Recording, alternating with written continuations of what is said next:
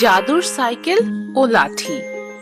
রাজু ক্লাসের সব থেকে বুদ্ধিমান ছাত্র ছিল। সে ক্লাসে সব সময় প্রথম হতো। তার মনু নামের এক বন্ধু ছিল।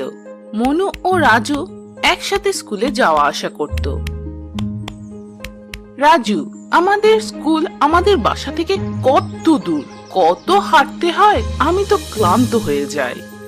যদি একটু হাঁটার ফলে আমরা এত ভালো শিক্ষা পাই, তাহলে আমাদের মন খারাপ করা উচিত না মনু। তুমি ঠিক বলেছ, কিন্তু আমি তো অনেক ক্লান্ত হয়ে যাই।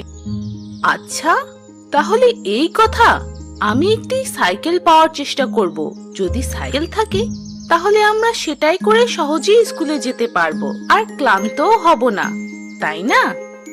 আরে বাহ, এটা তো অনেক ভালো বুদ্ধি। হ্যাঁ, বুদ্ধি তো অনেক ভালো, কিন্তু সাইকেল পাবো কোথায়? আমি আমার বাবাকে বলবো, হয়তো সে আমাকে নতুন সাইকেল কিনে দেবে। ঠিক আছে, চেষ্টা করে দেখো।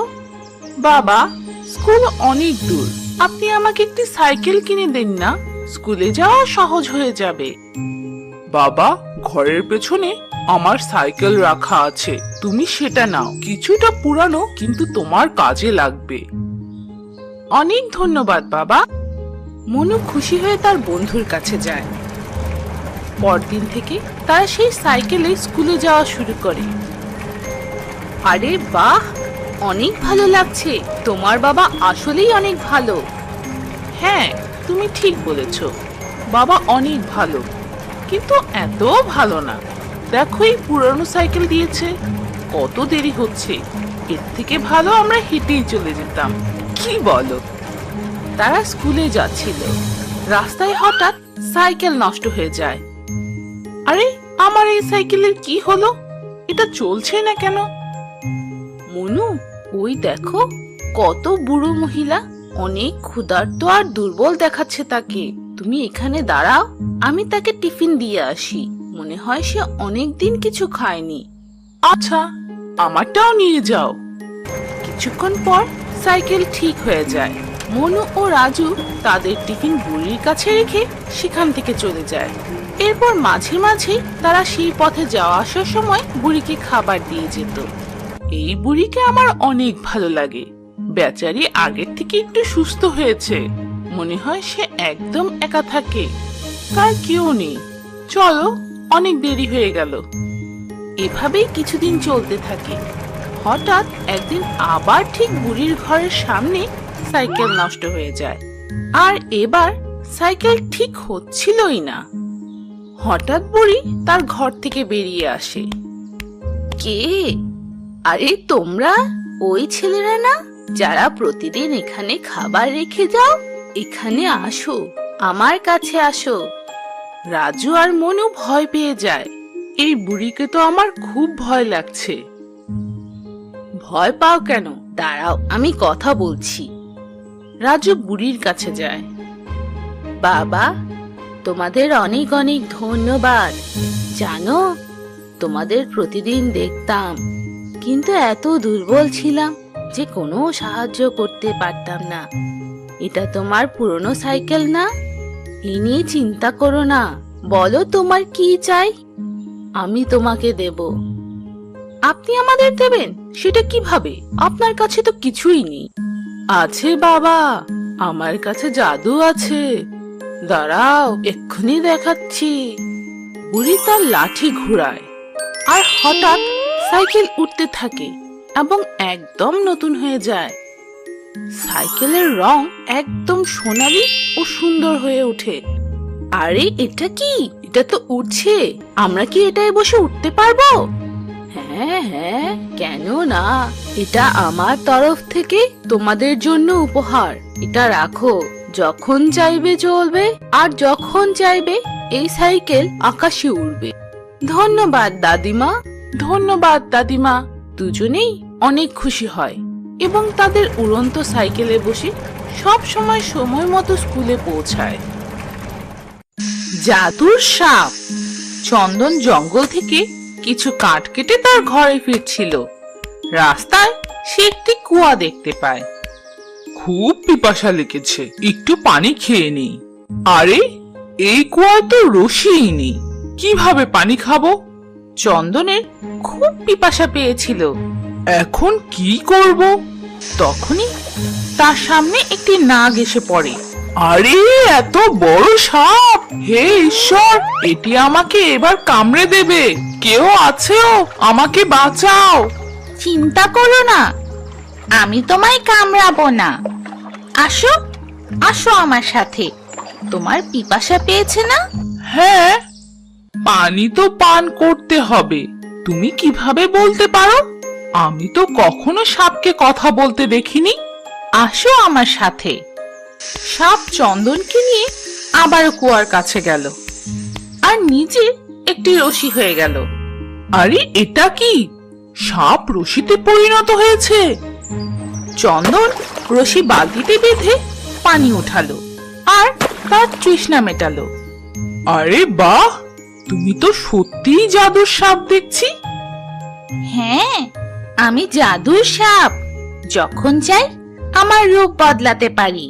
আমাকে দেখে তোমার ভয় পাবার কোনো কারণ নেই। আমি তোমাকে জঙ্গলের রাস্তায় আসতে দেখেছি। তুমি খুবই ভালো চন্দন। তোমাকে অসংখ্য ধন্যবাদ। আমার তো আগে সাপ দেখলে খুব ভয় লাগতো। আজ তোমাকে দেখে সব ভয় চলে গেছে। তুমিও খুব ভালো। এখন তুমি আর কোনো চিন্তা করো না। যখনই কাঠ কাটতে জঙ্গলে আসবে আর তোমার পিপাসা লাগবে, আমাকে মনে করবে। আমি তোমায় অবশ্যই পানি পান করাবো। অবশ্যই। এখন তো আমরা দুজন বন্ধুর মতো। তুমি আমায় অনেক সাহায্য করলে, আমি তোমাকে কখনো ভুলবো না। তোমাকে অসংখ্য ধন্যবাদ জাদুর সাপ। আমি চলি, কাল আবার দেখা হবে। চন্দন জাদুর সাপকে ধন্যবাদ দিয়ে সেখান থেকে চলে যায়। চন্দন খুবই ভালো ছেলে ছিল। ভালো মানুষের সাথে সব সময় ভালোই হয়। মীরা এক সবজি বিক্রেতা ছিল। সে তার ছেলের সাথে কিষানপুর গ্রামে থাকতো। কিছুদিন আগেই তার স্বামী মারা গিয়েছিল এবং সংসারের সব দায়িত্ব ও তার ছেলের লালন পালনও মীরার উপর এসে পড়ে। একদিন মীরা সবজি বিক্রি করতে করতে গ্রামের পথে চলতে থাকে। তখনই সে এক আহত খরগোশ দেখতে পায়। সবজি নাও সবজি, তাজা তাজা রং বেরঙের সবজি, লাল টমেটো, বেগুনি বেগুন, তাজা তাজা সবজি। আরে এ কি? বেচারি খরগোশ, এ তো ব্যথা পেয়েছে। খরগোশ মীরাকে দেখে কান্না করে আর বলে, আপনি আমাকে সাহায্য করবেন? এক শিকারী জঙ্গলে আমাকে আহত করে দিয়েছে। আমি কোনোভাবে পালিয়ে এসেছি। আরে ও খরগোশ, আমার বাড়ি অনেক ছোট আর আমি তোমাকে ঠিকভাবে খাওয়াতেও পারবো না। তার চিন্তা করতে হবে না, আমি তো ছোট প্রাণী, যে কোনো জায়গায় থাকতে পারি। শুধু আজ আমায় বাঁচিয়ে নাও।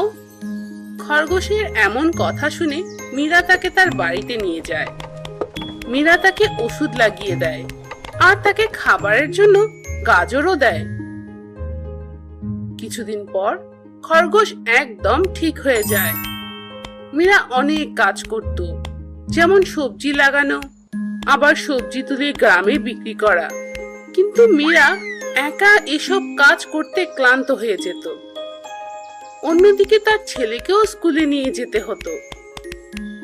এই সব দেখে খরগোশ মীরাকে বলল, মীরা, তুমি আমার প্রাণ বাঁচিয়েছো, কিন্তু আমি তোমার এত কষ্ট মানতে পারছি না। তাই আমি তোমায় সাহায্য করব। আমি তো ফসল ফলাতে পারি না, কিন্তু তোমার ছেলেকে স্কুলে নিয়ে যেতে পারবো আর তোমাকে সবজি বিক্রি করতে সাহায্য করতে পারবো। তুমি আমাকে সাহায্য করবে? আচ্ছা, আমি তো তোমাকে টাকা দিতে পারবো না, কিন্তু অনেক বেশি গাজর তো দিতেই পারবো। পরদিন থেকে খরগোশ মীরার ছেলেকে স্কুলে নিয়ে যায়। মীরা সারা দিন খেতে কাজ করে সবজি বাড়িতে নিয়ে আসে। তখন খরগোশ বিকেলে সব সবজি নিয়ে বাজারে বিক্রি করে। সবজি নাও সবজি, সবজি নাও ভাই, সবজি নাও বোনেরা, তাজা তাজা সবজি, লাল সবুজ হলুদ রং বেরঙের সবজি, সবজি নাও।